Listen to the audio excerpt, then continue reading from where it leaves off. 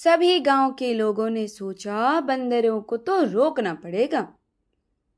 तभी रामू नाम के एक आदमी ने कहा, सभी लोग सुनो, मेरे पास एक उपाय है।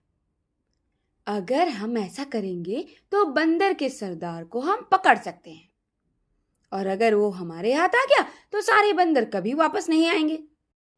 गांव के लोगों ने रामू से उपाय पूछा और उसने कहा, मुझे पतली गर्दन वाले फलों से भरे 2 घड़े चाहिए।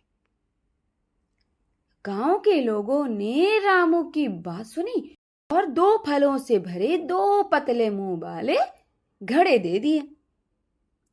रामू ने घड़ों को लिया और कहा, मैं इन्हें ऐसी जगह रखना है कि बंदर उन्हें देख सके।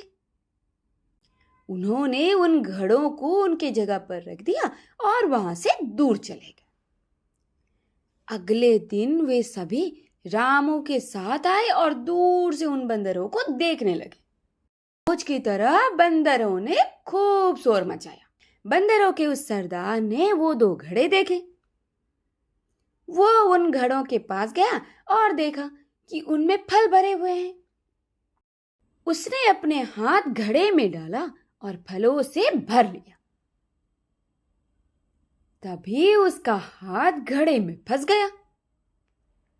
उसने अपनी हाथ निकालने की बहुत कोशिश की, मगर वो नाकाम रहा। बाकी बंदरों ने गांव के लोगों को उनकी तरफ आते देखा और सब भागने लगे। तभी सारे बंदर उस शरारती बंदर के पास आए और उसे भागने के लिए कहा, लेकिन उसका हाथ फंसा होने के कारण वो अपनी जगह से हिल भी नहीं पा रहा था। तभी सारे लोगों ने उस बंदर के सरदार को घेर लिया। बाकी के बंदर डर गए और वहां से भाग गए।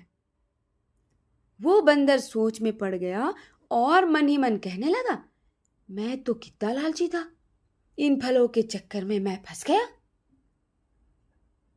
रामू के इस उपाय को गांव के लोगों ने सराहना किया और उसे शुक्रिया कहा, क्योंकि रामू के उपाय की वजह से वो बंदर अब गांव में कभी नहीं आते हैं। और इस तरह हमारी कहानी खत्म हुई।